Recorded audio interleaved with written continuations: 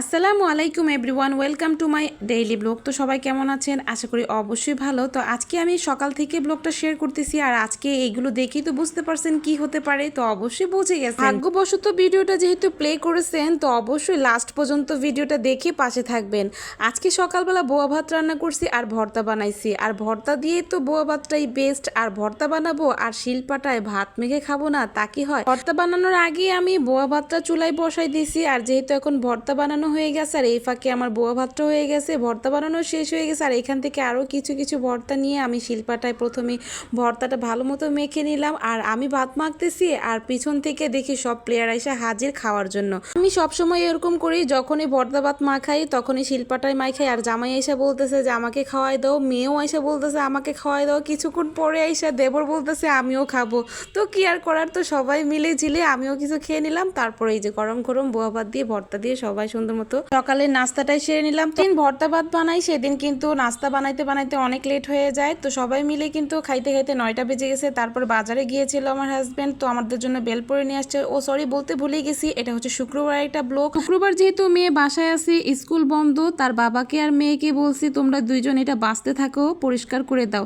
আর আজকে তাড়াতাড়ি আজানটা দিয়ে দিছি, মানে শুক্রবার তো এমনি আজান দিয়ে দেয় তাড়াতাড়ি, তাই ছেলেকেও গোসল করায় ড্রেস পরাই দিছি। তারপর বারান্দায় আসছি, এখন ছেলে তো পাঞ্জাবি পরে অনেক খুশি, বাহিরে যাবে।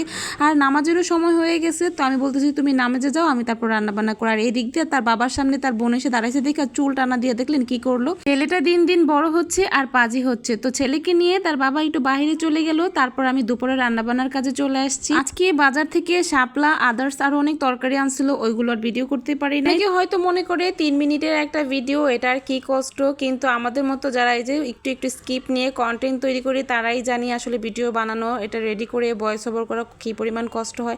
এত কষ্ট করে ভিডিও মেক করে কিন্তু আপনারা স্কিপ করেই চলে যান, এখন খুবই খারাপ লাগে। তো যাই হোক, আমি কিন্তু মাংসের ভিতরে সকল ধরনের মশলা দিয়ে একদম মাংসটা ভালো মতো কষিয়ে নেব। এখন আমি কিন্তু চুলায় বসায় দেব।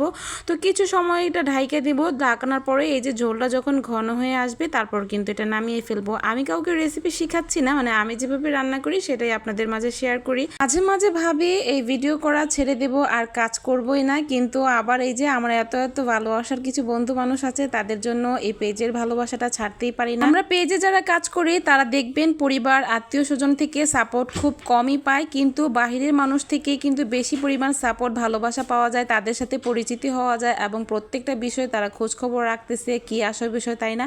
তো এই বিষয়গুলোই খুব ভালো লাগে। নিজের পরিবার আত্মীয় স্বজনের সামনে যখন ভিডিওটা যায় তখন তারা স্কিপ করে চলে যায়, ভিডিওটা দেখতেই চায় না, কিন্তু বাহিরের মানুষগুলো কিন্তু খুবই মনোযোগ সহকারে ভিডিওগুলো দেখে। তো এই জিনিসটাই সবচেয়ে বেশি ভালো লাগে। শুক্রবার হলে বাচ্চাদের বায়না থাকে ভালো মন্দ কিছু রান্না করার জন্য, আর সেই অনুযায়ী তারা বিরিয়ানিটা খুব পছন্দ করে। আর আজকে বিরিয়ানিটা খুবই মজা হয়েছিল, দেখতে যেমনটা হোক না কেন খেতে কিন্তু দারুণই হয়েছিল।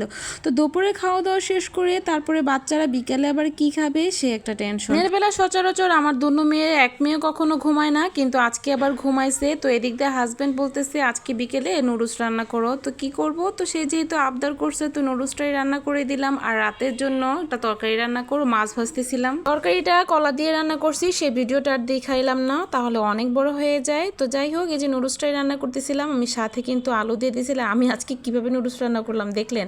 আমি কিন্তু নুডলসটা সিদ্ধ করি নাই, আলুটা সিদ্ধ করে নিয়েছিলাম, একটু গাজর কুচি দিয়েছি, মটরশুঁটি দিয়েছি। আর এই যে এখন মশলাটা দিয়ে দেব, একদম মশলার সাথে একদম মিশে যাবে। আর এই পানিটা শুকিয়ে ফেললে, আর আমি এইভাবেটাই নুডলসটা, অনেকে ম্যাগি নুডলস কিন্তু এভাবে রান্না করলেই খুবই মজা হয়।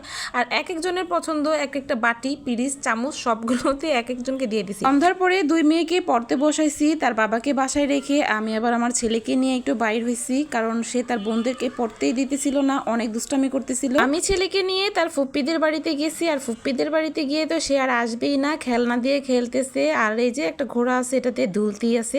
তো আমি আসতেছি না দেখে আমার হাজবেন্ড তার দুই মেয়েকে নিয়ে আবার চলে আসছে এই বাসায়। ছেলে তার বাবাকে দেখে সে আর ফুপ্পির বাসায় থাকবেই না, চলে আসবে। তো কিছু সময় থেকে আমরা আবার আমাদের বাসায় চলে আসলাম। এই ছিল আমার সারাদিনের ব্লগ।